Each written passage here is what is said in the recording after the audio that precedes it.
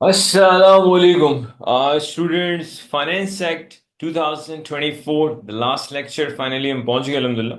Self assessment for companies corporation. अच्छा, इस पूरे चैप्टर में जो सबसे important I would say concept है, सबसे इंपॉर्टेंट वो ये है कि भाई कॉरपोरेशन टैक्स ड्यू कब होता है. लार्ज ऑर्गेनाइजेशन किसे कहते हैं? एक लार्ज कंपनी कॉरपोरेशन टैक्स कैसे पे करेगी, और एक ऐसी कंपनी जो लार्ज नहीं है वो कॉरपोरेशन टैक्स कैसे पे करेगी. ये आपकी पहली प्रायोरिटी होनी चाहिए बस. दूसरी प्रायोरिटी बस पेनल्टीज का आइडिया होना चाहिए. बाकी ऑफ कोर्स एक एक लाइन से आप गो थ्रू करें. लेकिन इस चैप्टर में मैं फिर रिपीट कर रहा हूं, सबसे इंपॉर्टेंट जो नॉलेज आपके पास होनी चाहिए, हाउ डू वी डिसाइड कि लार्ज कंपनी कौन सी है. क्योंकि जो लार्ज ऑर्गेनाइजेशंस होती हैं उनको टैक्स 4 इक्वल इंस्टॉलमेंट में पे करना होता है. कैसे पे करते हैं उस पर आते हैं हम लोग. और कंपनी जो लार्ज नहीं है, organisation which is not a large organisation, उसे कॉर्पोरेशन टैक्स पे करना होता है 9 months and 1 day after the end of accounting period. तो ये दो एरियाज बड़े इंपॉर्टेंट है. फिर पेनल्टीज वाला पॉइंट है. तो जिस एरिया पे बहुत ज्यादा फोकस करना है मैंने आपको बता दिया है. बाकी जल्दी से गो थ्रू कर लेते हैं. Notification of chargeability. मान लो आपने एक कॉर्पोरेशन बनाई, पहला साल है, बताओ जाके एचएमआरसी को कि जी आप फॉल करते हैं किसमें, कॉर्पोरेशन टैक्स में. A company falling within the scope of corporation tax for the first time must notify HMRC within 3 months start of the accounting period. तो बेटा जैसे ही आपका अकाउंटिंग पीरियड स्टार्ट हो विद इन 3 मंथ्स आपने HMRC को बता देना है कि एचएमआरसी अब हम भी हैं कंपनी में. क्या बात है. अगर आप नहीं बताते तो फिर आपको गिफ्ट दिया जाएगा एचएमआरसी की तरफ से. चेक करते हैं कि आपके लिए क्या गिफ्ट पैकेज है एचएमआरसी की तरफ से. Failure to notify chargeability to tax within 12 months of the end of the accounting period. Failure to notify. Accounting period खत्म हो गया, उसके नेक्स्ट 12 मंथ्स तक अगर आपने एचएमआरसी को नहीं बताया, will lead to standard penalties based on percentage of tax unpaid for 12 months after the end of accounting में. फिर स्टैंडर्ड पेनल्टीज लगेंगी आप पे. देखते हैं कौन सी पेनल्टीज है स्टैंडर्ड. अच्छा, ये corporation tax return. Notification of chargeability. A company receives a notice of chargeability to corporation tax after the end of accounting period. आपको एक नोटिस मिल जाएगा. Period and must notify HMRC within 12 months from the end of the accounting period. अगर आपको नहीं, या तो आपको notice मिलेगा, नहीं मिल रहा तो भाई 12 महीने के मतलब from the end of accounting day period आपको 12 महीने के अंदर अंदर आपने एचएमआरसी को बताना है कि नोटिस तो दो. कह रहा है company receives a notice of chargeability to corporation tax after the end of accounting period. आपका अकाउंटिंग पीरियड एंड होता है, आपको एचएमआरसी से नोटिस मिल गया, नहीं मिला तो बेटा from the end of accounting period next 12 months के अंदर अंदर आप एचएमआरसी को बताएंगे भाई हमें नोटिस दो ताकि हम टैक्स दे सकें यार. रिटर्न में कह रहा है companies tax return is file electronically must include self assessment of tax with their accounts. वो खुद ही टैक्स कैलकुलेट करें भाई, सेल्फ असेसमेंट इलेक्ट्रॉनिक्सली सबमिट करेंगे आप. Return is due for filing on before later of 12 months after the end of the period to which return relates. या फिर अगर आपको नोटिस मिल गया ना भाई, फिर तो आपको 3 महीने के अंदर अंदर रिटर्न सबमिट कराना है. 3 months after the date on which the notice to file the return is receive. दोनों में से जो भी डेट लेटर ऑफ है. 12 months after the end of the period to which return relates, 12 महीने के अंदर अंदर पे कर दें भाई, रिटर्न सबमिट करवा दें. अदरवाइज अगर नोटिस मिल गया, अच्छा 12 मंथ्स भी कहां से, from the end of the period to which, मतलब अगर मान लो दिसंबर 24 से रिटर्न रिलेट करता है तो दिसंबर 25 तक आप क्या करें, रिटर्न सबमिट करवा दें. और अगर आपको नोटिस मिल गया तो फिर जाहिर सी बात है नोटिस मिलने के 3 महीने के अंदर अंदर फिर आपने क्या करना है, रिटर्न सबमिट करवाना है. Failure to submit the return on time will result in penalties. एक तो भाई ये पेनल्टीज वाला पॉइंट पक्का याद होना चाहिए.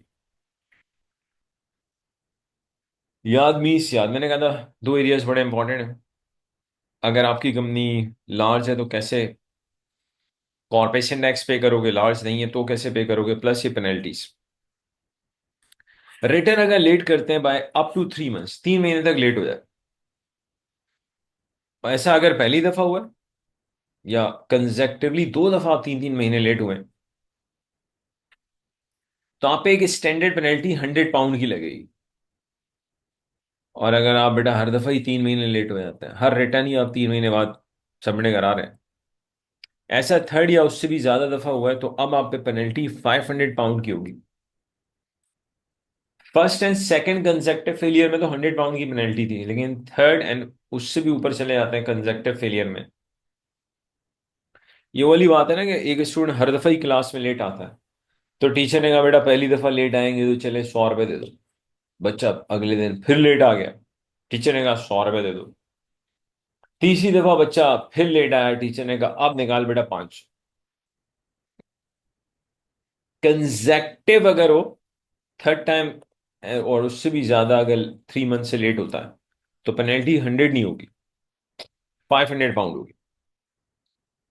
मोर देन 3 मंथ्स लेकिन अप टू 6, यानी कि 3 महीने से आप ज्यादा लेट हुए लेकिन 6 को आपने एक्सीड नहीं किया।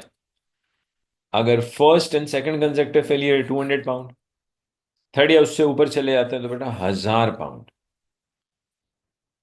होता है ना। HMRC वाले कह रहे हैं भाई पहली दफा थोड़ी 4 महीने लेट हुए हो, हर रिटर्न के अंदर तुम 4 महीने लेट होते हो, और लेट होते हुए हर रिटर्न में, और ये आपकी तीसरी दफा ऐसा हो रहा है, निकालो 1000 pound. More than 6 months up to 12, आप 6 मंथ से ज्यादा लेट हुए लेकिन 12 मंथ्स को आपने एक्सीड नहीं किया, ऐसा अगर फर्स्ट एंड सेकंड टाइम हो रहा है तो 200 प्लस 10% ऑफ द टैक्स, ये आप पे पेनल्टी है। और बेटा अगर आपके पास कहानी है third and consecutive failure, 1000 plus 10% of tax, और मोर देन 12 मंथ्स में बेटा 200 और फिर 20% ऑफ टैक्स है, 1000 प्लस 20% ऑफ टैक्स। तो थोड़ा सा आपको आइडिया होना चाहिए कि कहानी है क्या। एक हल्की एक एग्जाम्पल लेते हैं ताकि बात थोड़ी सी समझ में आए, पेनल्टी वेनल्टी के चक्कर क्या। ठीक है, एक एग्जाम्पल लेते हैं, अपनी कोई एग्जाम्पल बनाते हैं जिसमें इसको जरा हम अप्लाई कर सकते हैं। तो ये एग्जाम्पल देखें आप ताकि आपको आइडिया हो ये पेनल्टी वगैरह इशू अप्लाई कैसे करते हैं। ABC company submitted self assessment return, colour भी चेंज करते हैं, अरे यार सर कोई बात नहीं बेटा। ABC company submitted self assessment return for the year ended March 25, कब किया है? 30 नवंबर 2026। हालांकि आपको नेक्स्ट 12 मंथ्स में रिटर्न सबमिट करवा देना चाहिए था। देखिए कॉर्पोरेशन टैक्स पे करना एक अलग डेट है, आते हैं उस पर, ये है रिटर्न आपने सबमिट करवा देना चाहिए था 12 महीने के अंदर अंदर, ईयर एंड के 12 मंथ्स के अंदर आपको रिटर्न सबमिट करवाना चाहिए था, यानी कि आपको रिटर्न March 26 तक रिटर्न सबमिट करवाना था। आप चले गए 30 नवंबर 26 को आपने रिटर्न सबमिट करवाया। अब आप March 26 से 30 नवंबर 26 तक टाइम काउंट करें तो आप 8 महीने लेट हो रहे हैं। The corporation tax due of 50,000 was paid on the same day. ABC company ने पिछला रिटर्न बिल्कुल टाइम पे सबमिट करवाया, यानी कि पुराना कोई मसला नहीं। अगर पुराना कोई मसला नहीं है इसका मतलब क्या है? ये फर्स्ट फेलियर में आ रहा है क्योंकि पहले तो कभी कोई मसला नहीं हुआ। अब देखिए, logically return should have been submitted by March 26, तो हम कह सकते हैं ABC company should have submitted,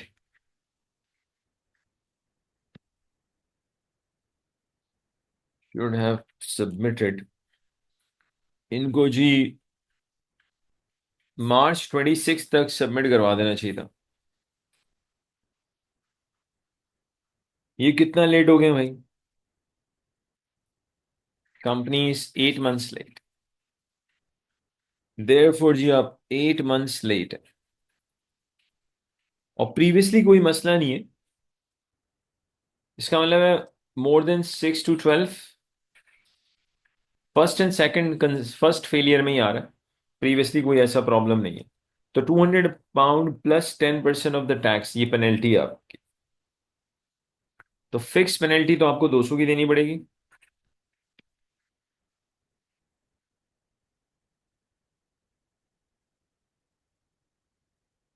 plus आपको जो आपका टैक्स ड्यू है उसका 10% देना पड़ेगा। यानी आप कह लें फिक्स आप 200 देंगे plus 10% of tax due. 10% of tax due आ जाएगा 5,000। टोटल अमाउंट आ जाएगा 5,200।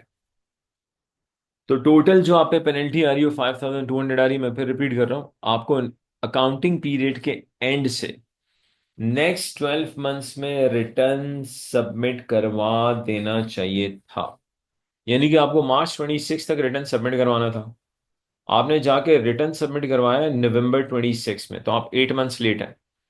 प्रीवियसली आपने रिटर्न टाइम पे सबमिट करवाया, यानी कि पहली दफ़ा ऐसा हुआ कि आप 8 महीने लेट हैं। तो आप पे फिक्स पेनल्टी 200 की लग रही है plus 10% of the tax due. अगर आप मोर देन 12 मंथ्स लेट होते और पहली दफ़ा ऐसा होता तो आप pay 200 plus 20% of the tax due लगता। Let me write one more example ताकि थोड़ा सा और आपको आइडिया हो पेनल्टी वाले इशू का। Just a minute. अच्छा बेटा, ये एग्जाम्पल देखें, इसमें आपको थोड़ा और क्लैरिटी लेवल बढ़ेगा इंशाल्लाह पेनल्टीज को लेके। एबीसी कंपनी ईयर एंड है जी 28 Feb 2025। जिस कंपनी का ईयर एंड है 28 Feb 2025, रिटर्न इन्होंने सबमिट किया 30 सितंबर 2026।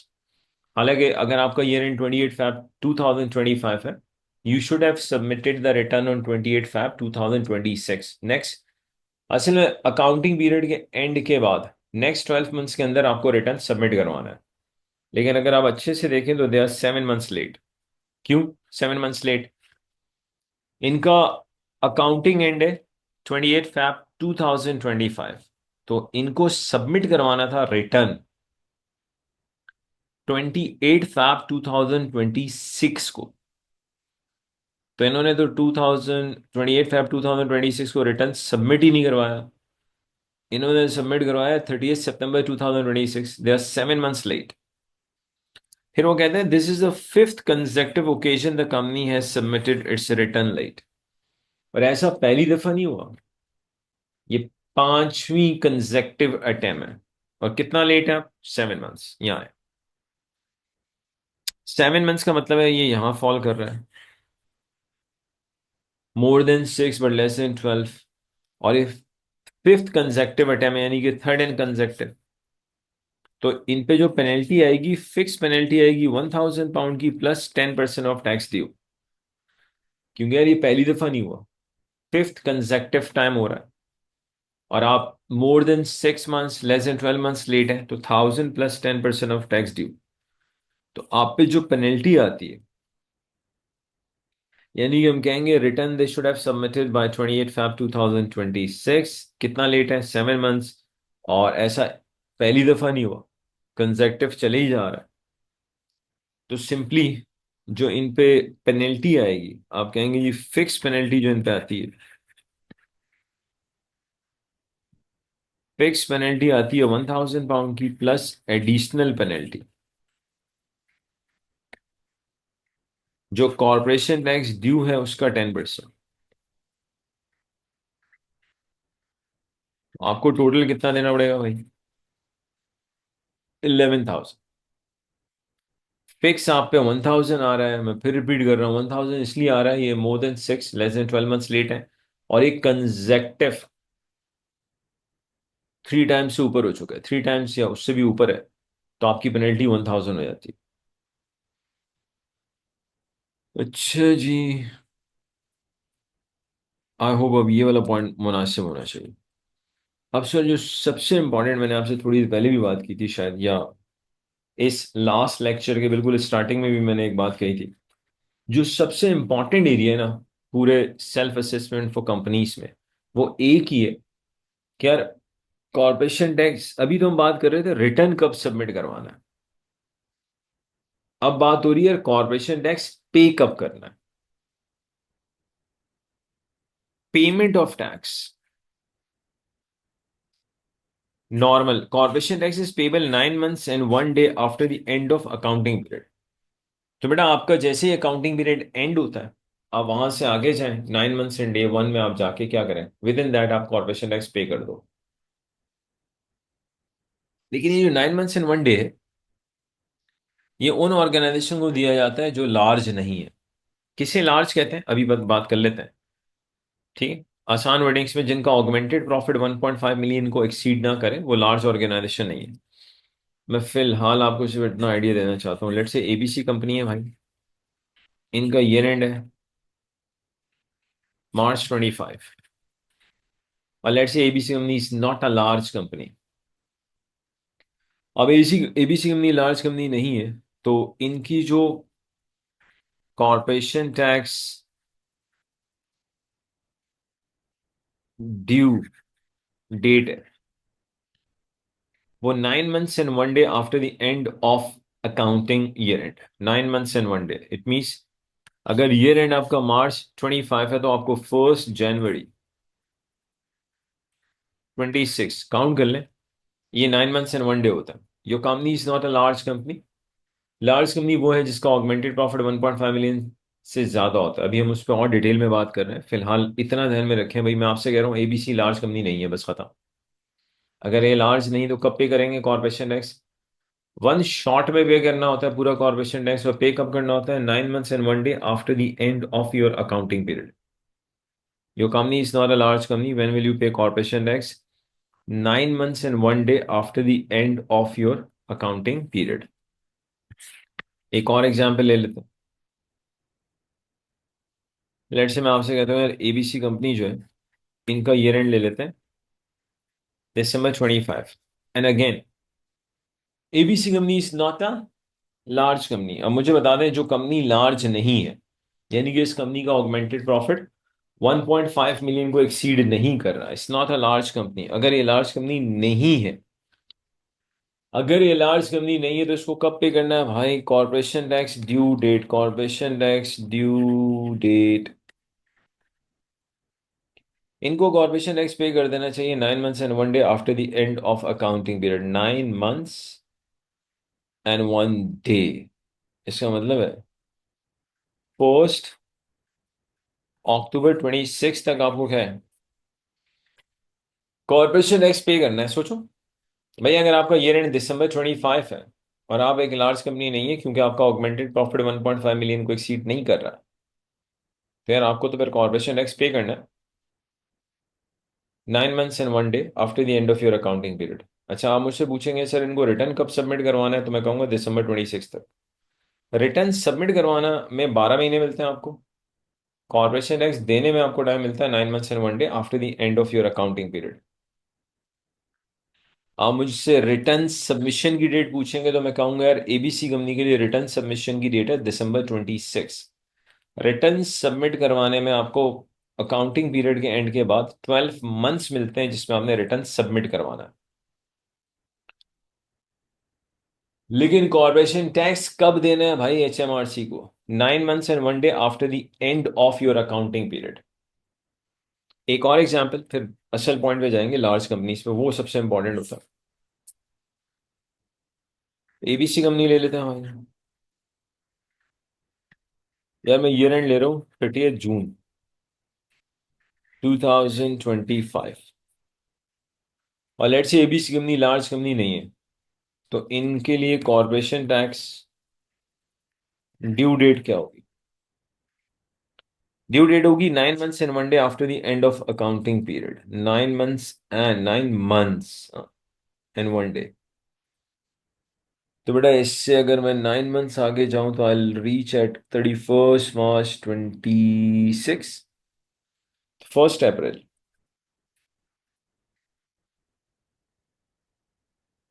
तो इनके लिए जो कॉर्पोरेशन टैक्स की ड्यू डेट बनती है वो 1 अप्रैल 2026 बनती है। भाई आप खुद देखें ना, ईयर एंड एंड का 30 जून 2025, और मैं आपसे कह रहा हूँ it's not a large company. मान लो इनका ऑगमेंटेड प्रॉफिट 1.5 मिलियन को एक्सीड नहीं कर रहा, क्योंकि लार्ज कंपनी तो वही है जिसका ऑगमेंटेड प्रॉफिट 1.5 मिलियन को एक्सीड करेगा। हालांकि इस पे भी और डिटेल में बात होनी है, और फिलहाल आप इतनी सी डेफिनेशन जहन में रखें, क्या लार्ज कंपनी वही है जिसका ऑगमेंटेड प्रॉफिट 1.5 मिलियन को एक्सीड ना करे।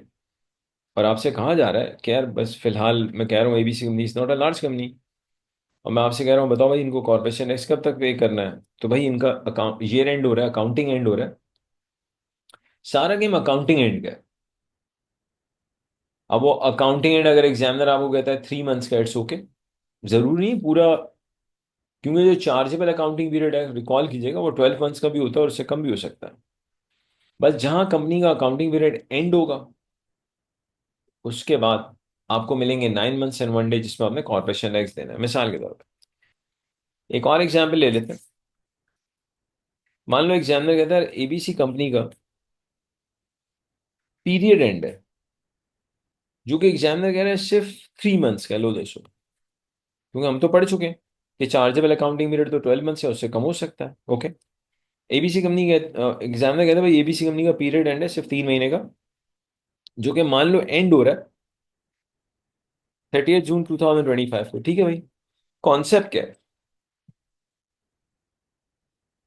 आपका चार्जेबल अकाउंटिंग पीरियड जब एंड हो रहा है, चाहे वो 12 मंथ्स का हो या उससे कम हो, और आप एक लार्ज ऑर्गेनाइजेशन नहीं है, बस एक काम करना है, जिस दिन आपका अकाउंटिंग पीरियड एंड होगा वहां से 9 मंथ्स एंड 1 डे आगे जाएंगे और कॉर्पोरेशन एक्ट दे देंगे। जिस दिन आपका अकाउंटिंग पीरियड एंड, क्योंकि हमें पता है जो चार्जेबल अकाउंटिंग पीरियड है वो 12 मंथ्स या उससे कम हो सकता है, 12 से ज्यादा तो हो ही नहीं सकता, क्योंकि ये तो हमें बहुत ध्यान अच्छे से पता है कि पीरियड ऑफ अकाउंट अगर मोर देन 12 मंथ्स होता है, फिर तो हम उसको स्प्लिट करते हैं 12 एंड एक्सिस में।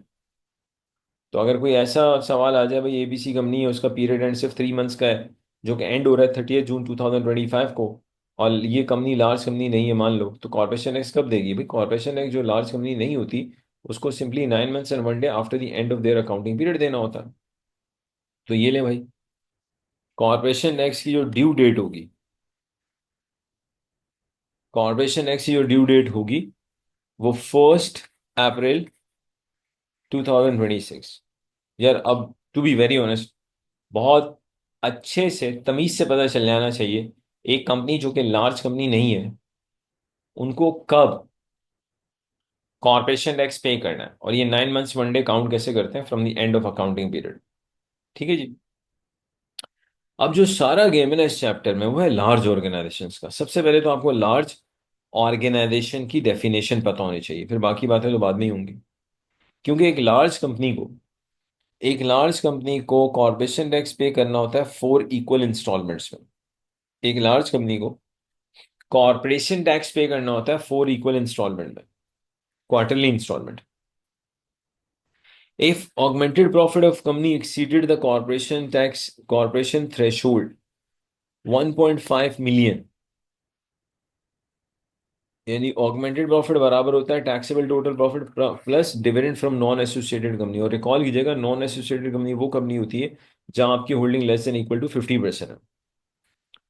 अब ये जो 1.5 मिलियन का ऑगमेंटेड प्रॉफिट है, आपका अकाउंटिंग पीरियड अगर लेस देन 12 मंथ्स है तो ये अपोर्शन हो जाएगा, और अगर आपके पास नंबर ऑफ एसोसिएटेड कंपनीज हैं तो भी ये अपोर्शन हो जाएगा। ये जो 1.5 मिलियन की लिमिट है, ये दो रीजन की वजह से अपोर्शन होती है। एक, आपका अकाउंटिंग पीरियड अगर less than 12, actually 1.5 million represent करता है कि आपका अकाउंटिंग पीरियड 12 मंथ्स का है। अगर आपका अकाउंटिंग पीरियड 12 मंथ्स का नहीं है, अगर आपका अकाउंटिंग पीरियड 12 मंथ्स का नहीं है, तो ये 1.5 मिलियन फिर टाइम अपोर्शन होगा। और अगर मान लो कि आपके पास नंबर ऑफ एसोसिएटेड कंपनीज हैं तो भी अपोर्शन होगा। एसोसिएटेड कंपनी जिसमें आपके पास मोर देन 50% होल्डिंग हो। और यहाँ पे एसोसिएटेड का एक और बड़ा इंपॉर्टेंट कॉन्सेप्ट है, जब आप कॉरपोरेशन टैक्स की लाइबिलिटी कैलकुलेट करने आते हो, लार्ज कंपनी डिसाइड करने आते हैं, तो एसोसिएटेड कंपनीज वो लेते हैं जो प्रीवियस अकाउंटिंग पीरियड के एंड पर है आपके पास, करंट अकाउंटिंग पीरियड के एंड पे नहीं, प्रीवियस अकाउंटिंग पीरियड के एंड पे। ये क्या कहानी है? ऐसा भी तो हो सकता है कि आपने करंट पीरियड में कोई नई एसोसिएटेड कंपनी परचेज की हो, बिल्कुल आपने नई एसोसिएटेड कंपनी खरीदी है करंट ईयर में, वो बिल्कुल आपकी एसोसिएटेड कंपनी है, लेकिन कॉर्पोरेशन टैक्स में लार्ज कंपनी का स्टेटस डिसाइड करते हुए रूल ये कहता है कि आप सिर्फ वही नंबर ऑफ एसोसिएटेड कंपनीज लेंगे जो प्रीवियस अकाउंटिंग पीरियड के एंड पर है। हो सकता है प्रीवियस अकाउंटिंग पीरियड के एंड पे 5 एसोसिएटेड कंपनीज हो और करंट ईयर में आपने छठी परचेज की है, तो भाई मैं एसोसिएटेड कंपनीज 5 लूंगा, एक पेरेंट, टोटल हो जाएंगे 6। तो नंबर ऑफ एसोसिएटेड कंपनीज जो ली जाएंगी कॉर्पोरेशन टैक्स की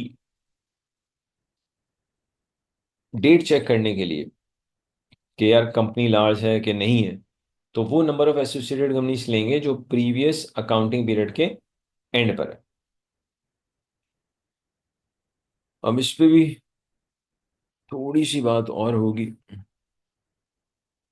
लेट मी एक्सप्लेन, फिर मैं आपको बताता हूँ कि जैसे यहाँ देखें आप, कंपनी से acquired during accounting, if a company acquires more than 51% in any accounting period, such a company would not affect the corporation tax threshold in that accounting period in which it was acquired rather than it from the next accounting period। तो इसका मैंने आपको अच्छा तरीका बता दिया। आपसे आपके लिए नंबर ऑफ एसोसिएटेड कंपनीज वही है जो प्रीवियस अकाउंटिंग पीरियड के एंड पर है। अच्छा जी, अब यहाँ पे एक और बड़ा इंपॉर्टेंट कॉन्सेप्ट है लार्ज कंपनी को ही लेके। तो 4 इंस्टॉलमेंट में कैसे कॉर्पोरेशन टैक्स पे करेंगे उस पर आते हैं, लेकिन 4 इंस्टॉलमेंट में कॉर्पोरेशन टैक्स वो पे करेगा जो लार्ज कंपनी है। लार्ज कंपनी वो है जिसका ऑगमेंटेड प्रॉफिट 1.5 मिलियन से ज़्यादा हो, और ये 1.5 मिलियन की लिमिट 12 मंथ्स अकाउंटिंग पीरियड के लिए। अगर आपका अकाउंटिंग पीरियड 12 मंथ्स से कम है तो ये टाइम अपोर्शन हो जाएगा। अगर आपके पास नंबर ऑफ एसोसिएटेड कंपनी से, मैं फिर रिपीट कर रहा हूँ, नंबर ऑफ एसोसिएटेड कंपनी से हम लेंगे प्रीवियस अकाउंटिंग पीरियड के एंड पे, तो भी ये अपोर्शन हो जाता है। ओके, अब एक और चीज समझते हैं। मान लो, यहाँ आ जाए भैया,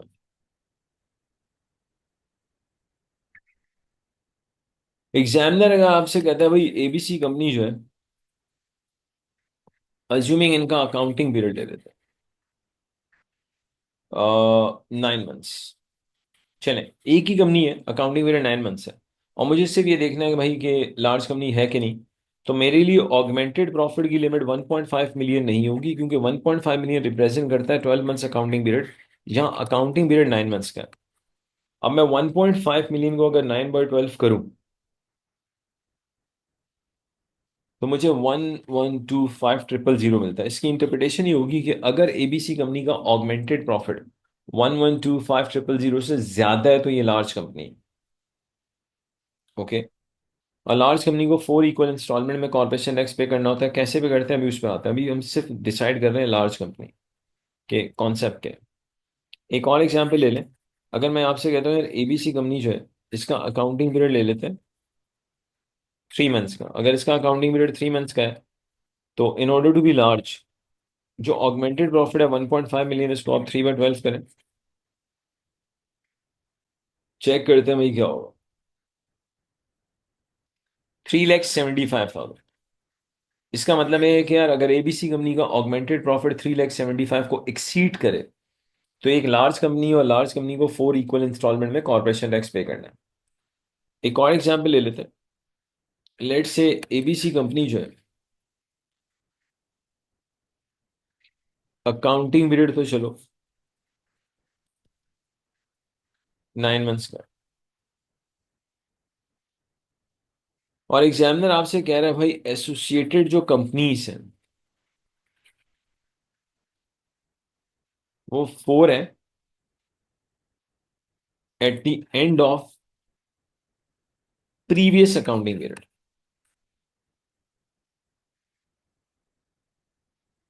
ये मैं आपसे कह चुका हूं। लार्ज कंपनी का स्टेटस डिसाइड करने के लिए हम associated company end of current accounting period पे नहीं लेंगे, and of previous accounting period पे लेंगे।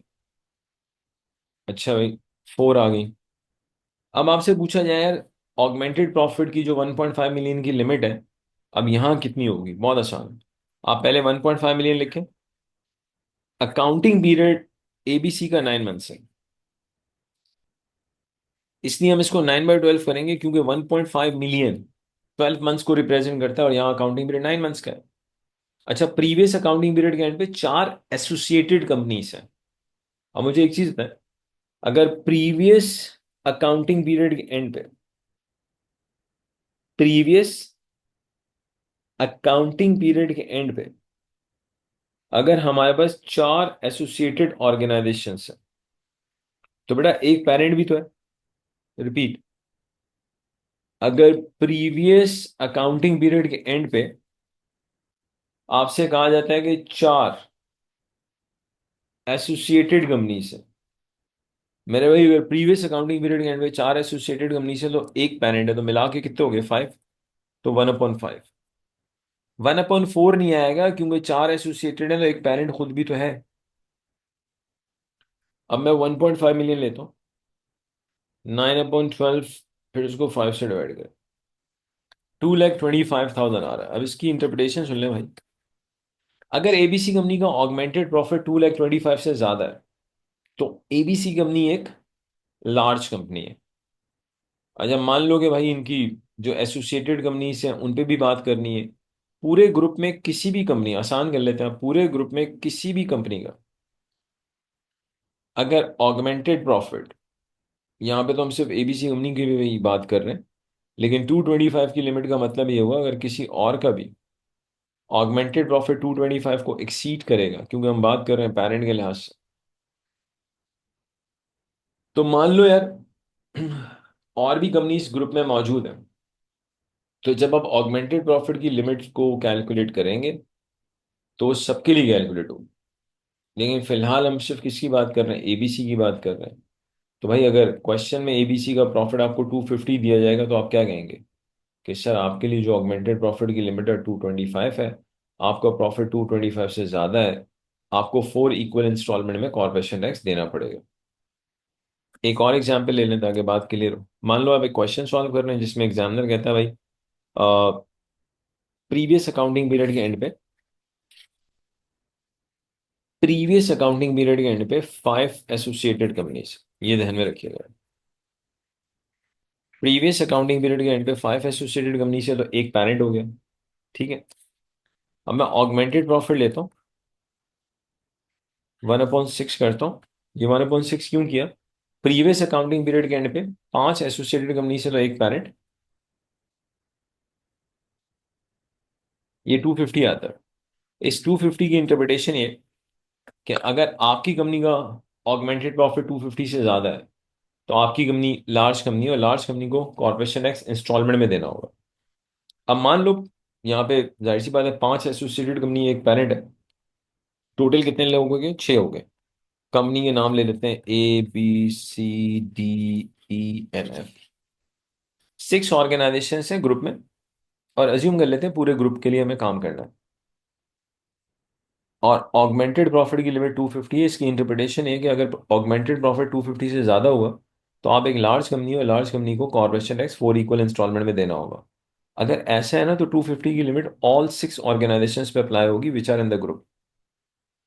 अब ऐसा पॉसिबल है कि अगर ए का प्रॉफिट हो फॉर एग्जांपल 2 लाख, तो ए तो लार्ज कंपनी नहीं है, be with in the group है और इसका ऑगमेंटेड प्रॉफिट 3 लाख है, तो बी क्या बन जाएगा, लार्ज कंपनी।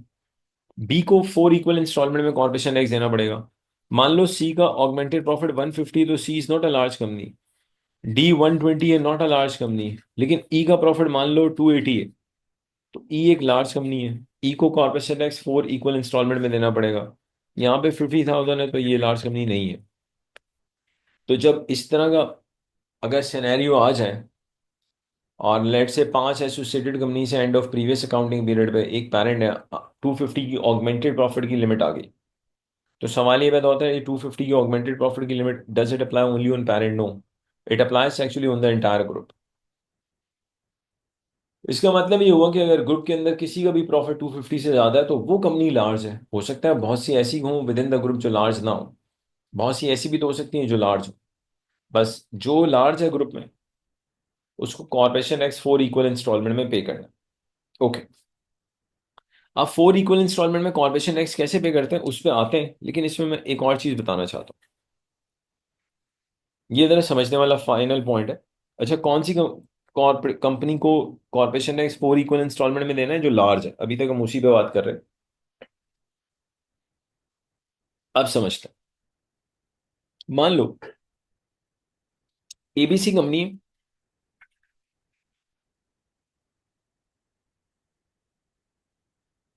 ईयर एंड है December 25, और एग्जामिनर कह रहा है भाई इनका जो ऑगमेंटेड प्रॉफिट है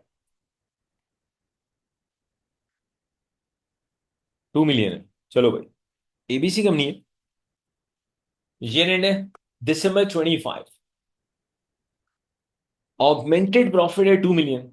अब ऑब्वियसली 2 मिलियन को देख के तो मैं और आप फौरन कह सकते हैं कि यार ये तो सिंपली क्या है, लार्ज कंपनी है। जी बिल्कुल सही कह रहे हैं, लार्ज तो है। अब सवाल ये पैदा होता है, अगर कंपनी लार्ज है तो उसको कॉर्पोरेशन टैक्स इंस्टॉलमेंट में देना पड़ेगा। ये भी ठीक है, लेकिन एक और इन्फॉर्मेशन है। क्या और कहता है, एबीसी कंपनी दिसंबर 25 ऑगमेंटेड प्रॉफिट 2 मिलियन। लेकिन एक और चीज आपसे कही जाती है, ABC company was not large, was not large company in the previous accounting period. ये काम का कॉन्सेप्ट आ रहा है। ABC company was not a large company in the previous accounting period, ये समझना आप। इसका मतलब है तो पहली दफा लार्ज बने हो आप। भाई देखिए ना, लार्ज कंपनी वो कंपनी है जिसका ऑगमेंटेड प्रॉफिट 1.5 मिलियन को एक्सीड करे। तो एबीसी का तो ऑगमेंटेड प्रॉफिट 1.5 मिलियन को एक्सीड कर रहा है, हाँ ऐसा है। लेकिन एग्जामिनर ने एक और चीज बता दी कि यार ये पिछले साल में ये लार्ज नहीं थी, इसका मतलब ये पहला ही साल है आप लार्ज हो। अब ये जरा काम का पॉइंट है बेटा, जब आपका पहला ही साल है और लार्ज कंपनी है, तो उसमें अगर आपका ऑगमेंटेड प्रॉफिट 10 मिलियन को एक्सीड नहीं करता तो आपको कॉर्पोरेशन टैक्स इंस्टॉलमेंट में पे नहीं करना। ये काम का पॉइंट है भाई, सुन लें दोबारा। If it is the first year of the company to be a large company और आपका ऑगमेंटेड प्रॉफिट अगर 10 मिलियन को एक्सीड नहीं करता, तो आपको कॉर्पोरेशन टैक्स इंस्टॉलमेंट में पे नहीं करना। मैं रिपीट कर रहा हूँ। If it is the first year of a company to be a large company and their augmented profit is not exceeding 10 million pound, then you are not required to pay corporation tax in 4 equal installments. लेकिन इसके लिए condition क्या है? अगर ये आपका पहला साल है to be a large company, तो ऐसी सिचुएशन में ऑगमेंटेड प्रॉफिट अगर 10 मिलियन को एक्सीड नहीं करेगा, तो आपको कॉर्पोरेशन टैक्स 4 इक्वल इंस्टॉलमेंट में पे नहीं करना। हाँ, अगर आप पिछले साल भी लार्ज थे, इस साल तो आप हैं ही लार्ज, अब तो बेटा आपको 4 इक्वल इंस्टॉलमेंट में कॉर्पोरेशन टैक्स देना पड़ेगा। तो ये मैं कंडीशन लिख देता हूँ भाई, ताकि मसला ना हो आपको। तो बेटा ये रूल मैंने लिख दिए ताकि आपका टाइम सेफ हो सके। Let me explain. थोड़ी देर पहले मैंने आपसे कहा था, एक कंपनी जिसका ऑगमेंटेड प्रॉफिट 1.5 मिलियन से ज्यादा है, और स्टिल एक पॉसिबिलिटी है कि उस कंपनी को कॉर्पोरेशन टैक्स इंस्टॉलमेंट में ना देना पड़े। अगर आपका ऑगमेंटेड प्रॉफिट 1.5 मिलियन से ज्यादा है, आप लार्ज कंपनी तो हो, लेकिन ये अगर आपका पहला साल है to be a large company, यानी कि प्रीवियस पीरियड में आप लार्ज नहीं थे, तो भी आप पे कॉर्पोरेशन टैक्स नहीं आता, इंस्टॉलमेंट ड्यू नहीं होती। देखते हैं। Companies that become large during the accounting period do not have to make instalment payment provided their augmented profits for the accounting period do not exceed 10 million pound. भाई अगर आपका पहला साल है to be a large company और आपका augmented profit 10 million को exceed नहीं करता, अच्छा ये 10 मिलियन की लिमिट है, ये भी सुन लें भाई, ये 12 महीनों के अकाउंटिंग पीरियड के लिए। अगर आपका अकाउंटिंग पीरियड 12 महीनों से कम है तो 10 मिलियन को अपोर्शन करेंगे। और अगेन ये 10 मिलियन की लिमिट अगर नंबर ऑफ एसोसिएटेड ऑर्गेनाइजेशंस हैं at the end of previous accounting period, तो उसकी बेसिस पे भी 10 मिलियन को अपोर्शन किया जाएगा। ओके। दूसरा पॉइंट है, they were not a large company for the previous accounting period में आप लार्ज नहीं थे। अगर दो बातें पूरी हो रही हैं, तो आपको कॉर्पोरेशन टैक्स इंस्टॉलमेंट में पे नहीं करता। Number one, it is the first year of a company to be a large company और आपका ऑगमेंटेड प्रॉफिट 10 मिलियन को एक्सीड नहीं करता, प्रीवियसली आप लार्ज नहीं थे, तो आपको 4 इक्वल इंस्टॉलमेंट में कॉर्पोरेशन टैक्स पे नहीं करना। एक और काम का पॉइंट याद रखना है, कभी भी इंस्टॉलमेंट नहीं देनी पड़ेंगी। Instalments are never due if corporation tax liability is below 10,000 pound.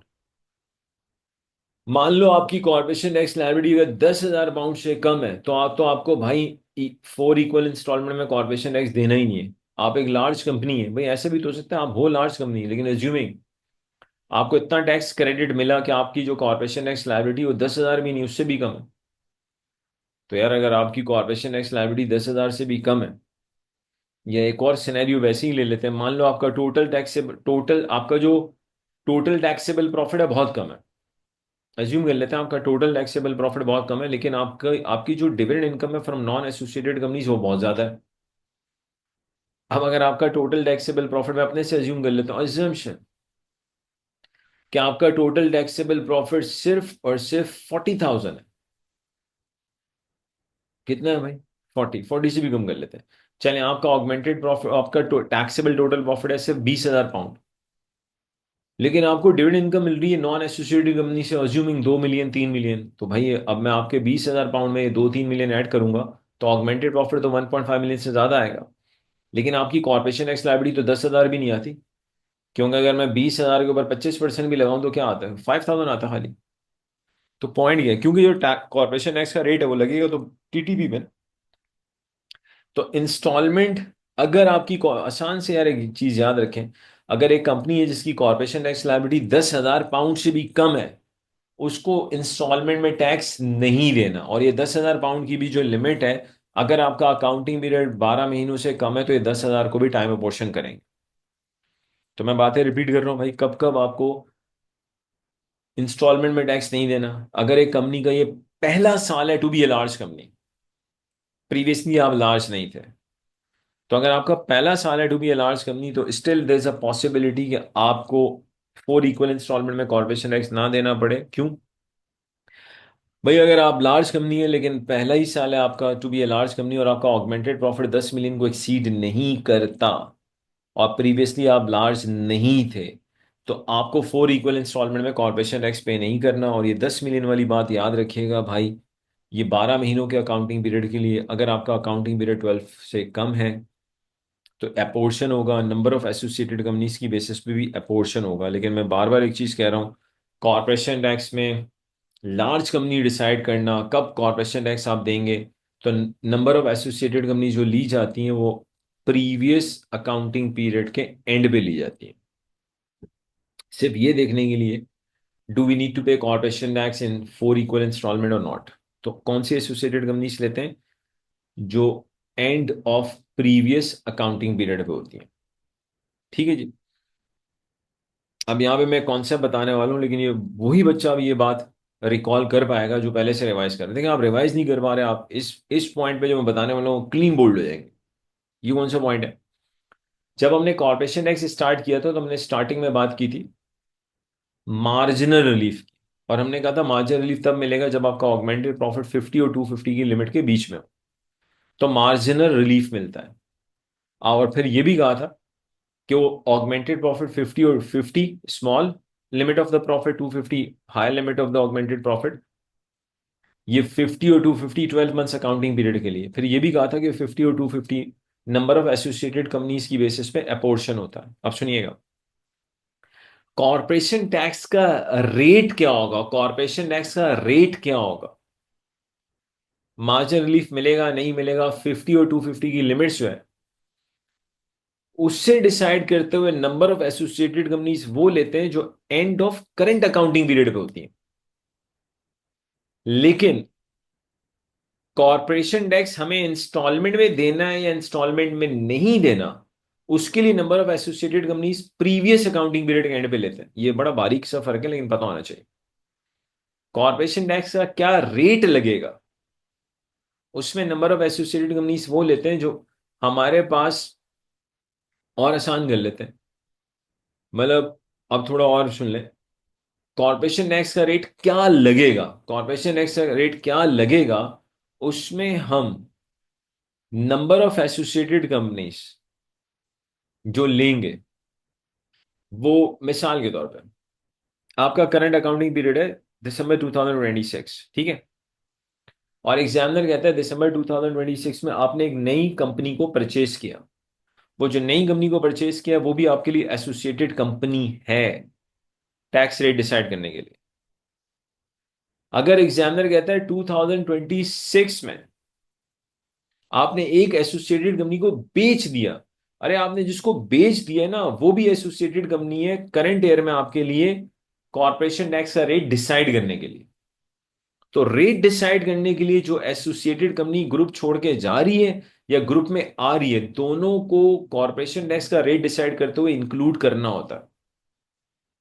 लेकिन मुझे कॉर्पोरेशन टैक्स इंस्टॉलमेंट में देना है, इंस्टॉलमेंट में नहीं देना, उसके लिए मैं कौन सी एसोसिएटेड कंपनीज दूंगा, and of previous accounting period. तो ये बड़ा बारीक सा डिफरेंस है, पता होना चाहिए भाई। अब बात कर लेते हैं यार 4 इक्वल इंस्टॉलमेंट में कॉर्पोरेशन टैक्स देते कैसे हैं, जिस पे इतनी लंबी बातें चलनी है, पता तो चले। ये रहा भाई, ये ले लें। अच्छा, instalment due date in 4 equal quarterly instalment from the start of accounting period.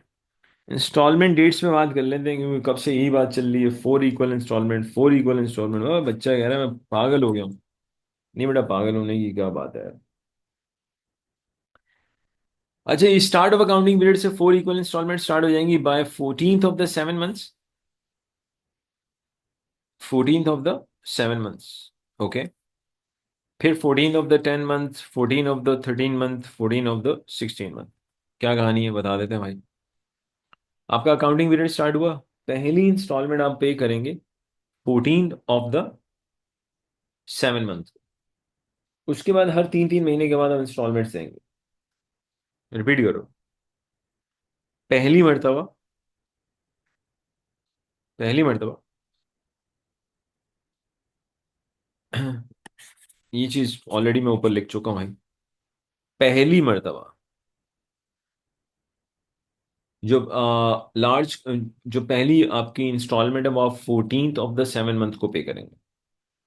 और फिर हर 3 3 महीने के बाद आप पे करोगे। जरा इसको न्यूमेरिकली देखते हैं ताकि बात थोड़ी सी क्लियर हो।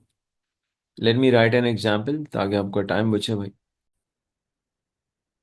एग्जाम्पल को देखें, थोड़ा सा आपको आइडिया होगा कि 4 इक्वल इंस्टॉलमेंट में कॉर्पोरेशन टैक्स देते कैसे।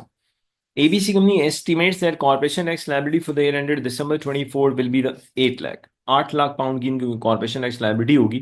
ABC company has been a large company for corporation tax for a number of years. यानी कि ये बताना चाह रहे हैं भाई, ये कंपनी का पहला साल नहीं है, क्योंकि हम इस पे बात कर चुके हैं। अगर ये आपकी कंपनी का पहला साल हो to be a large company, तो फिर आपका ऑगमेंटेड प्रॉफिट 10 मिलियन से ज़्यादा होना चाहिए। तो पहला साल नहीं है, नंबर ऑफ ईयर से लार्ज कंपनी है। और ये लार्ज ही है ना, इनकी कॉर्पोरेशन टैक्स लाइबिलिटी 8 लाख है। लाइबिलिटी खुदा के लिए, कॉर्पोरेशन टैक्स लाइबिलिटी इनकी 8 लाख है। और ये एक लार्ज कंपनी है।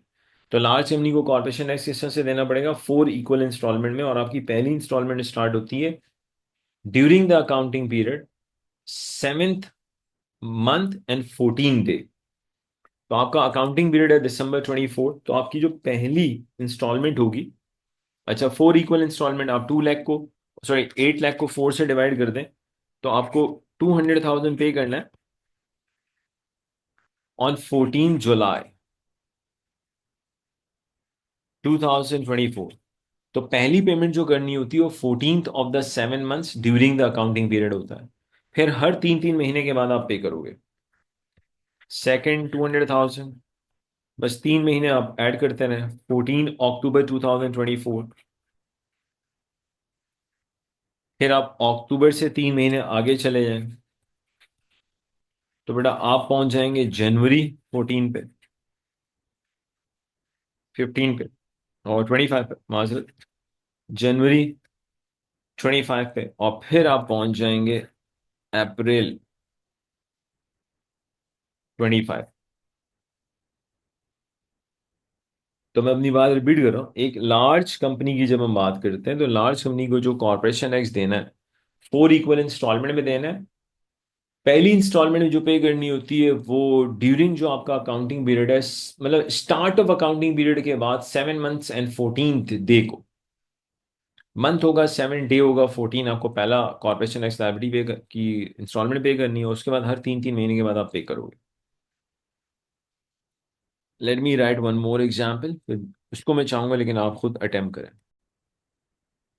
तो इस एग्जाम्पल को देखते हैं और मैं चाहूंगा कि आप इस एग्जाम्पल को खुद लेक्चर को पॉज करके अटेम्प्ट करें और फिर जाहिर सी बात आंसर देख सकते हैं।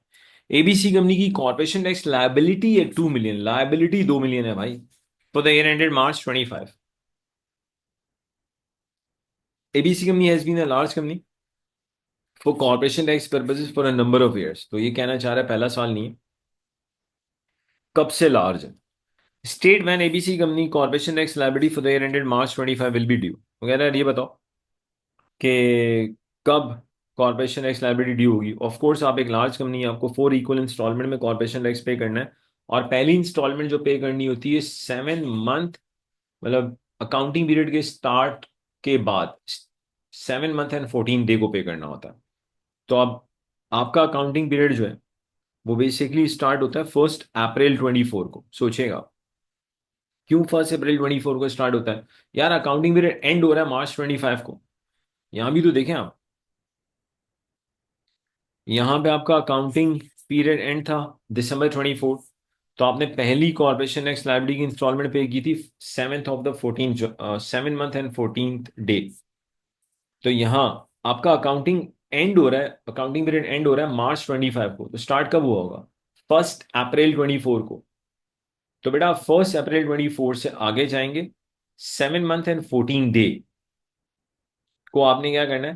पहली कॉरपोरेशन टैक्स की इंस्टॉलमेंट पे करनी है। अब अगर मैं 31 मार्च से आगे जाता हूँ, अप्रैल, मई, जून, जुलाई, अगस्त, सितंबर एंड अक्टूबर, मंथ होगा 7 और 7वें महीने की 14th, ये तरीका होता है। मंथ नंबर 7 होगा और 7वें महीने की डेट क्या होगी? 14th। तो आप चेक कर लें, आपका 7 मंथ बनता है अक्टूबर, तो 14 अक्टूबर। 2 मिलियन को आप 4 से डिवाइड कर दें भाई, 5 लाख आता है। तो पहली इंस्टॉलमेंट आप 5 लाख की पे करेंगे ऑन 14 अक्टूबर 2024 को। इसके बाद आपने बस 3 महीने ऐड करते रहना है, बस खत्म। मजीद 5 लाख पे कर देंगे ऑन 14 जनवरी 25। फिर मजीद 5 लाख आ जाएगा भाई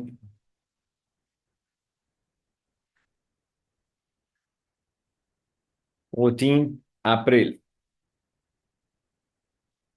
2025। अच्छा जी, फिर मजीद 5 लाख आ जाएगा ऑन 14 जुलाई 25। यार अब तो यकीन माने थोड़ा सा मुनासिब हो जाना चाहिए कि एक लार्ज ऑर्गेनाइजेशन को जो 4 इक्वल इंस्टॉलमेंट में कॉरपोरेशन टैक्स पे करना होता है, वो 4 इक्वल इंस्टॉलमेंट कैसे कैलकुलेट की जाती है। अब जो सबसे काम का पॉइंट बताना है वो ये बताना है कि सर ऐसा भी तो पॉसिबल है कि हमारा जो अकाउंटिंग पीरियड है वो 12 मंथ्स का ना हो। हाँ, ये एक अच्छा सवाल है भाई। अगर हमारा अकाउंटिंग पीरियड 12 मंथ्स का ना हो तो क्या होगा भाई? अब तक तो यही चल रहा है ना, क्योंकि ये तो पता है हमें चार्जेबल अकाउंटिंग पीरियड या तो 12 का होगा या उससे कम होगा। अब सवाल ये पैदा होता है, अगर अकाउंटिंग पीरियड 12 मंथ से कम है तो 4 इक्वल इंस्टॉलमेंट कैसे कैलकुलेट करेंगे? मैं उस पर आता हूँ। अब तक तो यही चल रहा था ना कि अकाउंटिंग पीरियड 12 मंथ्स का है। अब एग्जाम में ऐसा सवाल भी तो आ सकता है कि अकाउंटिंग पीरियड 12 मंथ्स का ना हो। अब एक चीज याद रखें तो आपको बड़ी आसानी हो जाएगी, वो क्या है? यार आपका accounting period no matter 12 months का हो या 12 से कम का हो, हमेशा एक चीज याद रखना है कि जो फाइनल पेमेंट होती है ना कॉर्पोरेशन टैक्स की, फाइनल पेमेंट हमेशा 14th day of 4th month after and of accounting period, ये बस ध्यान में रखना। चाहे आपका अकाउंटिंग पीरियड 12 मंथ्स का हो या 12 से कम होगा, आपकी जो फाइनल पेमेंट होगी ना, फाइनल, वो हमेशा 14th day of 4th month after the end of accounting period होता है। आप चेक कर लो, फाइनल पेमेंट हमेशा ऐसी होगी। भाई यहाँ पे आपका अकाउंटिंग एंड क्या है? March 25। चलो देखते हैं फाइनल पेमेंट कब आई है। फाइनल पेमेंट आनी चाहिए 14th day and 4th month. तो यार March 25 से अगर आप आगे जाएं, अप्रैल, मई, जून, जुलाई, जुलाई 4th मंथ बनता है from the end of your accounting period. और उसकी 14 को आप चेक कर लें, लास्ट इंस्टॉलमेंट आ रही है। ये लास्ट इंस्टॉलमेंट का कॉन्सेप्ट अब अचानक से क्यों इतना इंपॉर्टेंट हो गया? ये इसलिए इंपॉर्टेंट हो गया क्योंकि यार अगर मेरा, देखिए अगर मेरा अकाउंटिंग पीरियड 12 मंथ्स का है फिर तो प्रॉब्लम ही नहीं है। बस पहली पेमेंट आपने 7 month, 14th day and month 7 को आपने की, फिर हर 3 3 महीने बाद पे करते रहे, स्ट्रेट फॉरवर्ड। लेकिन प्रॉब्लम ये है कि अगर मेरा अकाउंटिंग पीरियड ही लेस देन 12 मंथ्स का है तो क्या होगा? तो उसमें मैं कह रहा हूँ यार बहुत ज्यादा दो चीजों पे ध्यान दें। एक तो आपको पहली इंस्टॉलमेंट पे बहुत ध्यान देना है और आखिरी इंस्टॉलमेंट पे उससे ज्यादा। आखिरी इंस्टॉलमेंट को भूलिएगा मत कि आपकी जो लास्ट इंस्टॉलमेंट होती है वो हमेशा, लास्ट इंस्टॉलमेंट जो हमेशा होती है 14th day of 4th month after the end of accounting period होती है। और ये लास्ट इंस्टॉलमेंट की डेट जो है 14th day of the fourth month after the end of accounting period है। इसकी इंपॉर्टेंस उस वक्त बहुत ज्यादा हो जाएगी जब आपका accounting period less than 12 months का हो, क्योंकि 12th में तो बस स्ट्रेट फॉरवर्ड चलते हैं ना यार। पहली पेमेंट आपने की 14th डे ऑफ 7 मंथ और फिर 3 3 महीने के गैप से आप अगली 3 पे कर देते हैं। इशू उस वक्त आ सकता है जब आपका आखिरी पीरियड, मतलब आपका accounting period less than 12 months का हो। एक एग्जाम्पल के थ्रू बात करते हैं, अगर accounting period less than 12 months का हो तो फिर क्या करेंगे, किस तरह से हम ये 4 इक्वल इंस्टॉलमेंट वाली कहानी को देखेंगे।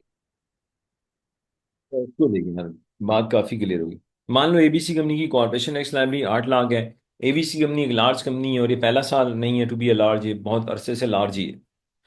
इस दफा एग्जामिनर ने आपको ईयर एंड नहीं दिया, पीरियड एंड दिया December 24 को, और कह रहा है ये जो December 24 को पीरियड एंड हो रहा है ये 8 मंथ्स का पीरियड है। December 24 को जो पीरियड एंड हो रहा है 8 मंथ्स का पीरियड है, ठीक है जी। कंपनी लार्ज है, मान लो इन्फॉर्मेशन गिवन है लार्ज कंपनी, ठीक है सारी बात। अब हमें इंस्टॉलमेंट में टैक्स पे करना है। किस तरह से इंस्टॉलमेंट में टैक्स पे करेंगे, देखिए आपकी जो पहली इंस्टॉलमेंट आती है वो 14 डे ऑफ 7 मंथ आती है after the start of accounting period. आपकी जो पहली इंस्टॉलमेंट आती है वो 14 day of 7 month from the start of accounting period होता है।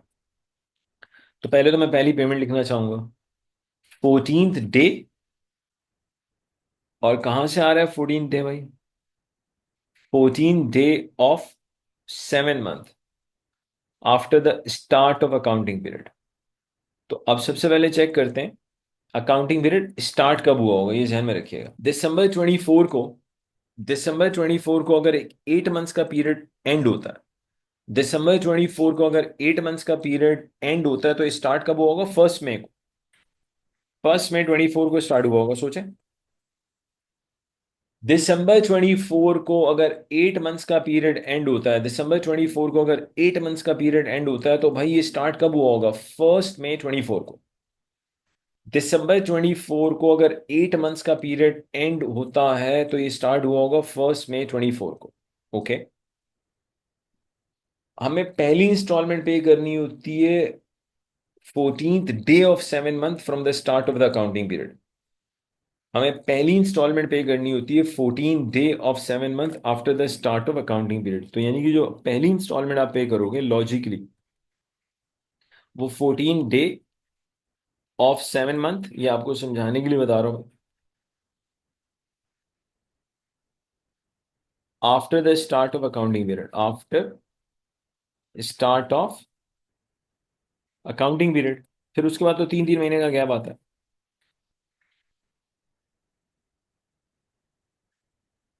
अब आपका जो फिर ये डेट बनती है, ये बनती है बेटा 14 नवंबर 2024। सोचेगा, अगर मेरा अकाउंटिंग पीरियड 1 मई 24 को स्टार्ट होता है तो 14 डे ऑफ 7 मंथ बनता है 14 नवंबर 2024 को। ओके, यहाँ पे तो हम पहली इंस्टॉलमेंट पे कर देंगे। अब पहली इंस्टॉलमेंट पे कैसे करेंगे ये बड़ी इंपॉर्टेंट बात है। इससे पहले देखो क्या होता था, इससे पहले ये होता था भाई जितना अमाउंट होता था 4 से डिवाइड कर देते। अब जितना अमाउंट होता था उसको 4 से डिवाइड करते थे, उसके पीछे भी एक फॉर्मूला है जो अब अप्लाई करेंगे, पहले जरूरत नहीं पड़ी थी। एक्चुअली उसके पीछे फॉर्मूला क्या है ताकि मैं आपको बता सकूं। देखिए अब तक हमने यहाँ क्या किया, हमने 2 मिलियन लिया, मैंने कहा यार इसको 4 से डिवाइड करो। 12 महीने का अकाउंटिंग पीरियड था ना। हालांकि इंस्टॉलमेंट कैलकुलेट करने का तरीका ये होता है कि आप 2 मिलियन लें, इसको पहले 3 से मल्टीप्लाई करें और फिर डिवाइड कर दें जितना आपका अकाउंटिंग पीरियड है, तो ये इंस्टॉलमेंट का अमाउंट आ जाएगा।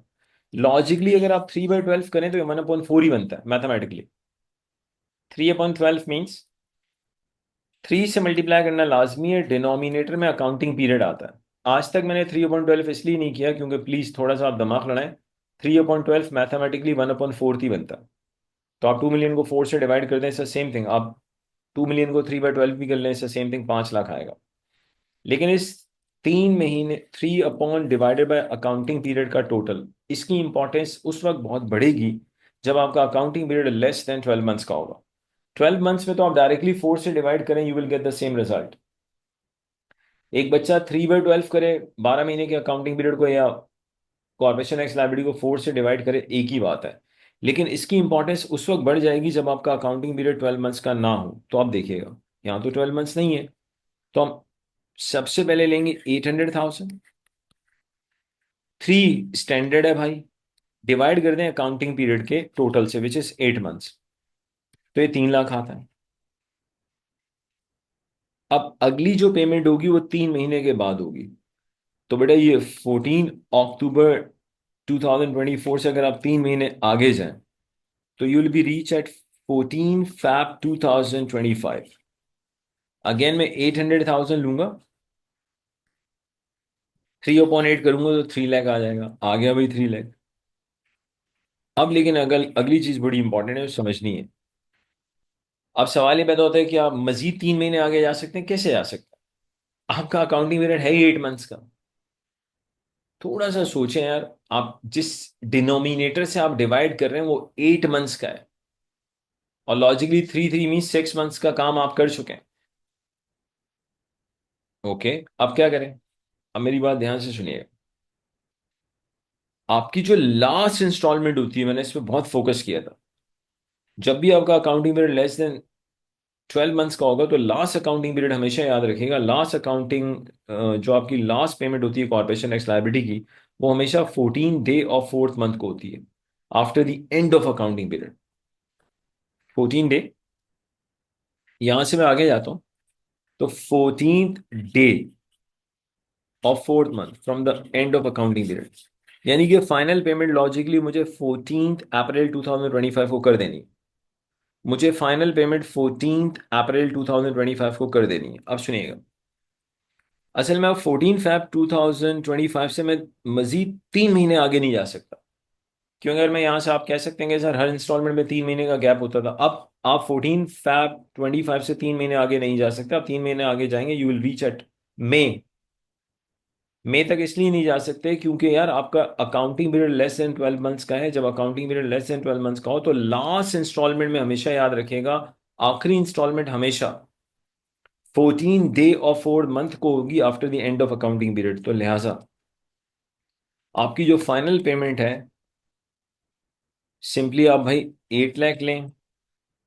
अब आप उसको 2/8 कर दें या डायरेक्टली बैलेंसिंग फिगर लिख दें, 2 लाख, सब चलेगा।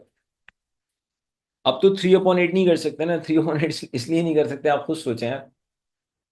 आपका जो, जब आप फाइनल पेमेंट करने जा रहे हैं वो 2 महीने के बाद कर रहे हैं, आप चेक कर लो। 14 फैब के बाद अगली पेमेंट 14 अप्रैल को हो रही, तो गैप ही 2 महीने का है, मार्च एंड अप्रैल। और ये सारे मसले उस वक्त आएंगे भाई जब आपका accounting period less than 12 months का हो।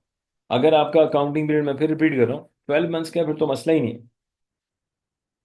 तो सारे इश्यूज सिर्फ उस वक्त है जब आपका लास्ट पीरियड क्या है, लेस देन 12 मंथ्स का है, तो आपको थोड़ा ख्याल रखना है। अच्छा जी, एक और एग्जाम्पल मैं लिखता हूँ, मैं चाहूंगा इस एग्जाम्पल को आप मुझे जरा अटेम्प्ट करके दें प्लीज।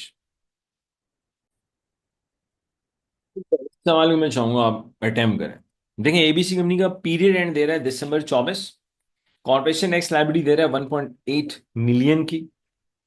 ठीक है भाई, अकाउंटिंग पीरियड कह रहा है भाई 6 मंथ्स का, यानी कि 12 का नहीं है, 6 मंथ्स का।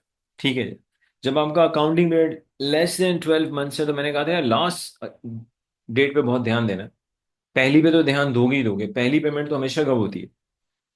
14 डे ऑफ 7 मंथ। तो जरा चेक करते हैं, हमारी पहली पेमेंट होती है कॉर्पोरेशन टैक्स। ये मैं फिर बता देता हूँ, मान लो एबीसी कंपनी लार्ज कंपनी है, बड़े अरसे से लार्ज चल रही है भाई, आपको कॉर्पोरेशन टैक्स निकाल के देना है इंस्टॉलमेंट्स में। अच्छा, इनका 6 मंथ्स का पीरियड December 24 को एंड हो रहा है, इसका मतलब अकाउंटिंग पीरियड स्टार्ट कब हुआ होगा? 1 जुलाई 2024 को। ऐसे ही है ना भाई? जिस कंपनी का 6 मंथ्स का पीरियड December 24 को एंड हो, तो वो स्टार्ट कब हुआ होगा? 1 जुलाई 2024 को। ठीक है, पहली पेमेंट जो होती है ना, पहली पेमेंट, वो 14 day of 7 months after the start of accounting period होती है। पहली पेमेंट जो होती है वो 14 day of 7 month after the start of accounting period होती है। तो अकाउंटिंग पीरियड स्टार्ट हुआ है 1 जुलाई 2024 को। अब यहां से आगे चलते हैं और 14 डे ऑफ 7 मंथ की बात करते हैं। 14 डे ऑफ 7 मंथ जो बनता है 14 जनवरी 2025 बनता है, अगर आप काउंट करो तो।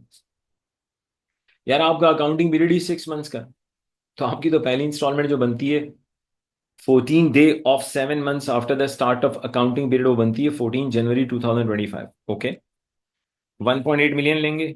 अब वो फॉर्मूला काम आएगा, 3/6, 9 लाख आता है। आ गया भाई। फिर मैंने आपसे एक और चीज़ कही थी, या लास्ट इंस्टॉलमेंट में बहुत ध्यान दीजिएगा। जो लास्ट इंस्टॉलमेंट है, जो लास्ट इंस्टॉलमेंट है, वो बेसिकली होती है 14 day of fourth month after the end of accounting period. जो आपकी लास्ट इंस्टॉलमेंट है, जो आपकी लास्ट इंस्टॉलमेंट है, वो हमेशा 14th day of the 4 month होती है after the end of accounting period. मैं फिर रिपीट कर रहा हूँ, आपकी लास्ट इंस्टॉलमेंट होती है 14 day of the 4th month after the end of accounting period. अब अगर यकीन माने आपका अकाउंटिंग एंड दिसंबर 24 है, तो आपकी फाइनल पेमेंट हो जानी चाहिए 14 अप्रैल 25 को। आपकी फाइनल पेमेंट हो जानी चाहिए 14 अप्रैल 25 को। इसका मतलब है 3 महीने के बाद मेरी फाइनल पेमेंट आ रही है। अगर आप जरा सा ध्यान दें तो ये एग्जैक्टली हाफ अमाउंट यहाँ आ जाएगा भाई। चेक कर लें। तो जो कॉर्पोरेशन एक्स लायबिलिटी हमें देनी पड़ती है, जो पहली पेमेंट होती है, वो 14 डे ऑफ 7 मंथ होती है after the start of accounting period. और जो लास्ट डेट इंस्टॉलमेंट है, इसकी इंपॉर्टेंस बहुत ज्यादा हो जाती है उस वक्त जब आपका accounting period less than 12 months का हो। लास्ट इंस्टॉलमेंट हमेशा कब देनी होती है? 14 day of 4th month after the end of accounting period. देखें, जब 12 मंथ्स था फिर तो बहुत आसान था ना, उसमें तो क्या था, आप 14 day of 7 month after the start of accounting period पहली इंस्टॉलमेंट देंगे और फिर हर 3 3 महीने के बाद पे करेंगे। सारे मसले उस वक्त आएंगे जब आपका accounting period less than 12 months का हो। मोर देन 12 हो नहीं सकता, हम पहले ही पढ़ चुके हैं। अगर मोर देन 12 मंथ्स का अकाउंटिंग पीरियड है तो उसको 12 एन एक्सिस में स्प्लिट कर देता है। एक और एग्जाम्पल लिख रहा हूँ, लेकिन मैं चाहूंगा यार इसको फिर आप लोग मुझे अटेम्प्ट करके दिखाएं। मान लो यार एबीसी कंपनी का एक पीरियड एंड है दिसंबर 24, जो कि सिर्फ 5 मंथ्स का है, और कॉर्पोरेशन टैक्स लायबिलिटी 1 मिलियन है। कंपनी लार्ज कंपनी है, बड़े अरसे से लार्ज है। आपको इंस्टॉलमेंट्स बतानी है। अब पहले तो ये देख लें, अगर 5 मंथ्स का पीरियड, 5 मंथ्स का पीरियड दिसंबर 24 को एंड हो रहा है, तो ये पीरियड स्टार्ट कब हुआ होगा? आपको दिसंबर 24 से 5 महीने पीछे जाना है। यानी कि ये पीरियड फिर स्टार्ट होता है 1 अगस्त 24 को। सोचिएगा भाई, 1 अगस्त 24 से दिसंबर 24 तक 5 मंथ्स होता है। अगर 5 मंथ्स का पीरियड दिसंबर 24 को एंड हो रहा है, अगर 5 मंथ्स का पीरियड दिसंबर 24 को एंड हो रहा है, तो स्टार्ट कब हुआ होगा भाई? 1 अगस्त 24 को ही स्टार्ट हुआ होगा। ठीक है, ऐसा ही है। ये स्टार्ट हुआ होगा 1 अगस्त 24 को। एग्रीड। अब बात कर लेते हैं। पहली जो कॉर्पोरेशन टैक्स की इंस्टॉलमेंट देनी होती है, पहली जो इंस्टॉलमेंट देनी होती है, मैं फिर रिपीट कर रहा हूँ, 14 day of 7 month after the start of accounting period होता है। 14 day of 7 month after the start of accounting period. आपका अकाउंटिंग पीरियड स्टार्ट हुआ है 1 अगस्त 24 को। यहां से आप आगे जाएंगे और 14 day of 7 month after the start of accounting period आप क्या करेंगे? पहली इंस्टॉलमेंट पे करेंगे। इसका मतलब ये हुआ, जो हमारी पहली इंस्टॉलमेंट आएगी, जो पहली इंस्टॉलमेंट आएगी, ध्यान से देखिए, वो एक्चुअली 14 फैब 2025 को आएगी। सोचिएगा भाई, 1 अगस्त 24 से अगर मैं आगे जाता हूं, दिसंबर 24 में 5 महीने पूरे हो रहे हैं, जनवरी 25 में मंथ नंबर 6 होगा, तो फैब 25 मेरा मंथ नंबर 7 है। और पहली इंस्टॉलमेंट मुझे देनी होती है 14 day of 7 month after the start of accounting period. तो मेरी जो पहली इंस्टॉलमेंट बनती है, वो 14 फैब 2025 को बनती है। मैं लूंगा 1 मिलियन, फॉर्मूले का 3 लूंगा, डिवाइड कर दूंगा अकाउंटिंग पीरियड के एंड से, टोटल से। अकाउंटिंग पीरियड का टोटल तो 5 महीने। तो कैलकुलेटर अगर 1 मिनट के लिए आप यूज कर लो, तो मेरे लिहाज से तो 6 लाख आता है भाई। ये ले, आ गया 6 लाख। अब उसी बात पे दोबारा आ जाओ, कौन सी वाली बात पे? अब सर, लास्ट इंस्टॉलमेंट को आप भूल नहीं सकते। प्रॉब्लम क्या है? प्रॉब्लम ये है, मेरा accounting period less than 12 months का। जब आपका accounting period less than 12 months का है, तो भाई लास्ट डेट पे बहुत ज्यादा फोकस है। आखिरी जो इंस्टॉलमेंट देनी होती है हमेशा 14 डे ऑफ 4th मंथ है after the end of accounting period. यहां से अगर मैं आगे जाता हूं तो 14 डे ऑफ 4th मंथ ये बनता है। तो इसका मतलब है मुझे बस अगली इंस्टॉलमेंट में काम एंड कर देना भाई। अब मैं 1 मिलियन लूंगा, बट 2/12। यार अब तो यकीन माने, बहुत ही तमीज से पता लग जाना चाहिए। अगर कॉर्प आपका जो अल्लाह वाला करे, आपका अगर accounting period less than 12 months है तो किस तरह से इंस्टॉलमेंट्स कैलकुलेट करते हैं? 12 मंथ्स तो सीधा सीधा है ना। लेकिन भाई दूसरा भी मैंने बहुत ज्यादा ही तमीज से आपको बता दिया, अगर आप इसको अच्छे से देखें तो। बाकी तो आपकी मर्जी है। अच्छा जी, एक तो ये इंस्टॉलमेंट वाली कहानी एक्सट्रीमली इंपॉर्टेंट थी, जिसपे मेरे ख्याल से एक अच्छा टाइम हमने अल्हम्दुलिल्लाह लगाया।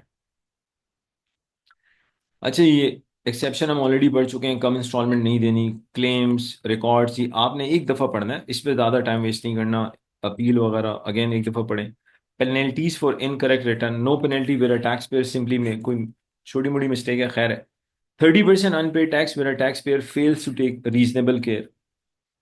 70% अनपेड टैक्स इफ एरर, ये स्टैंडर्ड पेनल्टीज हैं अगर आप बहुत बड़े बड़े मसले करते हैं। 70% अनपेड टैक्स लगेगा इफ एरर्स, जान के एरर किया आपने। 100% देना पड़ेगा। आप मतलब जितना टैक्स है उसको डबल देना पड़ेगा पेनल्टी के तौर पे अलग से, ये स्टैंडर्ड पेनल्टी है। अगर आपने डेलिबरेटली हरकत की और छुपाया भी, यानी कि एचएमआरसी ने पूछा आपने बताया भी नहीं, penalty will be reduce when taxpayer make a disclosure specially when this is unprompted by HMRC. अगर आप मतलब सिंपली आपकी पेनल्टी रिड्यूस हो सकती है अगर आप एचएमआरसी के डिस्कवर करने से पहले आप खुद उनको बता दें।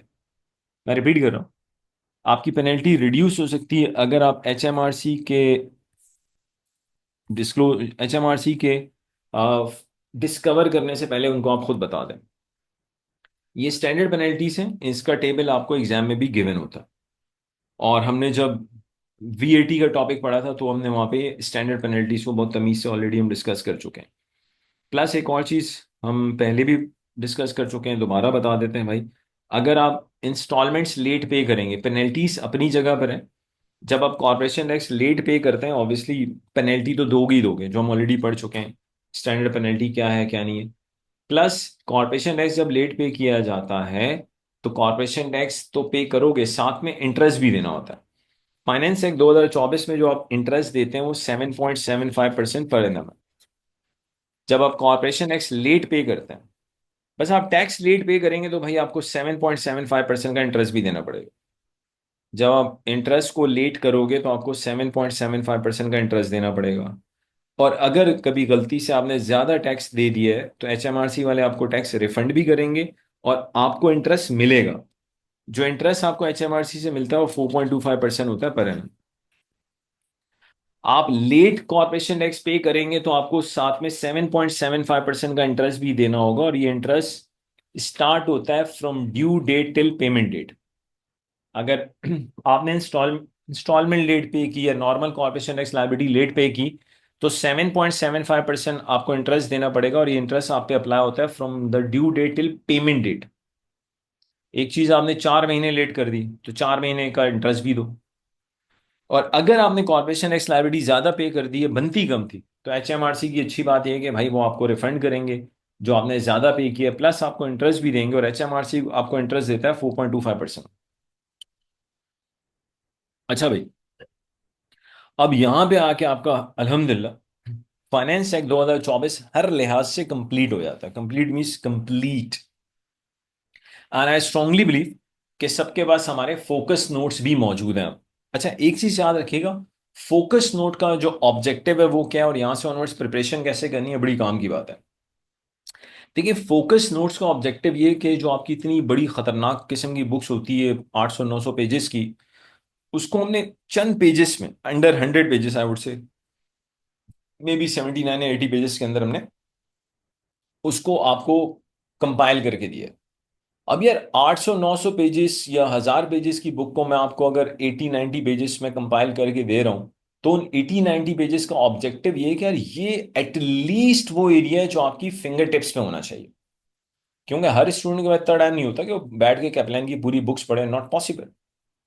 तो उसका एक ऑल्टरनेटिव आपको दिया है, एंड ये मेरा अपना अल्हम्दुलिल्लाह एक्सपीरियंस है कि वो जो हम आपको फोकस नोट्स देते हैं, जिस बच्चे को उस फोकस नोट्स की एक एक चीज एक तो समझ में आनी चाहिए प्लस याद है, तो मैं आपको गारंटी देता हूं नॉर्मली उसको कभी भी पेपर में प्रॉब्लम नहीं होता। आपको कैपलाइन की पूरी बुक पढ़ने की कोई जरूरत नहीं है। आप में से जो भी बच्चा 70+ मार्क्स प्लान कर रहा है उसके लिए हमारे फोकस नोट्स बहुत है। हाँ, इफ यू आर प्लानिंग 90+, तो 90+ और प्लस आपके पास टाइम भी है, फिर तो आप कैपलाइन की बुक की एक एक चीज पढ़ें। लेकिन एक चीज याद रखिएगा, जो हमारे रेगुलर लेक्चर्स हैं आप चेक कर लें, एक तो हम उसमें सिर्फ न्यूमेरिकली हमने नहीं पढ़ा, मैंने आपको एक एक चीज थ्योरेटिकली पढ़ाई है। We were not only went numerically, हम थ्योरेटिकली मेरे ख्याल से मैंने कोई भी चीज नहीं छोड़ी, वो बहुत एक्स्ट्रा ऑर्डिनरी डिटेल के अंदर चीजें पढ़ाई हैं। ठीक है जी। अब यहां से ऑनवर्ड्स जो है, I will keep uploading the practice videos. आपने भी प्रैक्टिस करनी है, मैं भी प्रैक्टिस वीडियोस अपलोड करता रहूंगा। आपको कैपलाइन की किट में किसी भी सवाल में कहीं भी कोई मसला हो, आप अपने रेलिवेंट व्हाट्सएप ग्रुप के अंदर शेयर करें, हम उस क्वेरी को डिस्कस करें। लेकिन आपको यहां से ऑनवर्ड्स, अच्छा प्रैक्टिस वीडियोस को प्लीज छोड़िएगा मत। असल में जब आप प्रैक्टिस वीडियोस देखोगे तो फिर चीजें आपकी क्या होंगी, रिकॉल होना शुरू होंगी। एक चीज याद रखिएगा, आपका जो सबसे बड़ा चैलेंज है वो ये है कि यार रूल्स आपको याद मीन्स याद होने चाहिए। रेलिवेंट जगह पे रेलिवेंट रूल को अगर आप रिकॉल करने में कामयाब होगे तो आपको कोई प्रॉब्लम नहीं होगा, कोई प्रॉब्लम नहीं होगा, गारंटीड। और ये भी मैं बता दूं यार, जितने शॉर्ट टाइम पीरियड में हमने अल्हम्दुलिल्लाह आपको कोर्स खत्म कराया है, इतने शॉर्ट टर्म में कहीं भी कोर्स कंप्लीट नहीं होता। और नॉर्मली जब कोर्स कंप्लीट हो जाता है तो ऑटोमेटिकली एक मोटिवेशनल लेवल बच्चों का हाई हो जाता है। तो यहां से उनमें से एक बड़ी हैवी प्रैक्टिस होगी इंशाल्लाह। और मैं आपको ये भी बता दूं भाई, माशाल्लाह पास्ट में हमारे ऐसे बच्चे भी हैं जो 95 मार्क्स ले चुके हैं, इंडिया से हमारे स्टूडेंट्स 99 पाकिस्तान में स्टूडेंट मार्क्स ले चुके हैं। तो नंबर ऑफ पोजीशन है हमारे पास, उसकी आप टेंशन ना लें। लेकिन आपका काम ये है कि भाई आपने अब एक एक लेक्चर पे कमांड लानी है, प्लस प्रैक्टिस वीडियोस को इग्नोर नहीं करना, प्लस आपको किट के किसी भी सवाल में प्रॉब्लम हो तो प्लीज डू आस्क। इंशाल्लाह आपको उसका एक प्रॉपर अच्छा आंसर मिलेगा। थैंक यू वेरी मच भाई, लेक्चर देखने के लिए। मिलते हैं प्रैक्टिस क्लासेस में इंशाल्लाह।